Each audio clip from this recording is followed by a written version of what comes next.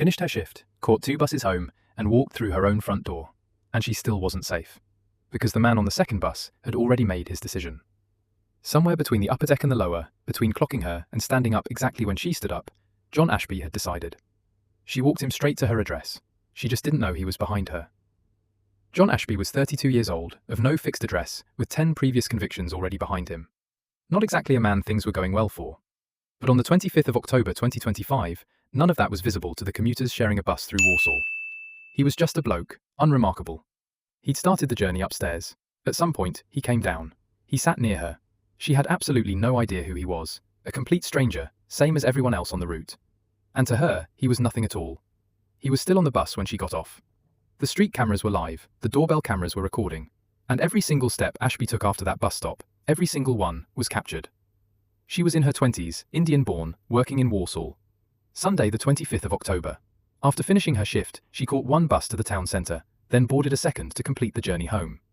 Ashby was already on that second bus when she boarded. As mentioned earlier, he made a choice and moved to the lower deck and sat close enough to watch without drawing attention. When she stood to leave, he stood too. The released footage makes it uncomfortable viewing. Not because it's dramatic, because it isn't. He just walks. He was keeping just enough distance that she'd have no reason to look over her shoulder. She turned into her driveway, went to her front door, and Ashby walked straight past. For a moment, it almost looked like nothing. A man heading somewhere else. He about turned. Outside her property he found a wooden stick, roughly 1.5 meters long. He picked it up, slid it inside his jacket, and walked back to her house. Within a short time, he was inside. She'd gone upstairs to change after getting in, then to the bathroom. No reason to lock the door, she thought she was alone. Her flatmate hadn't come home yet. Then she heard a noise. She moved to lock the bathroom door, she was a fraction of a second too late. Ashby forced his way in. He ordered her to remove her clothing. Throughout what followed, he directed Islamophobic abuse at her, calling her a Muslim bee, telling her he was there to have fun, saying he was the master, asking why she wasn't wearing a hijab. He thought she was Muslim. She was Sikh, he didn't know, and he didn't care enough to check. He struck her with the stick, applied pressure to her neck, and sayed her. She screamed. He did not stop. When he finally moved to drag her toward the bedroom for a second attack, she was still in her own home, completely isolated. He was between her and every door and exit. So how does this end? A 24-minute ordeal inside her own home. A man who pled not guilty, right up until the moment her own account started playing to a jury. What did the CCTV footage actually show, frame by frame? And what did Ashby leave behind that made this case impossible to walk away from? Stay with me to the end. When Ashby tried to move her to the bedroom for a second attack, she seized her moment. She broke for the stairs. He dragged her back. Then, a noise from outside. He took her jewelry and her mobile phone on the way out and ran. She left the property on foot, in a distressed state, and flagged a nearby resident for help. Police arrived within minutes.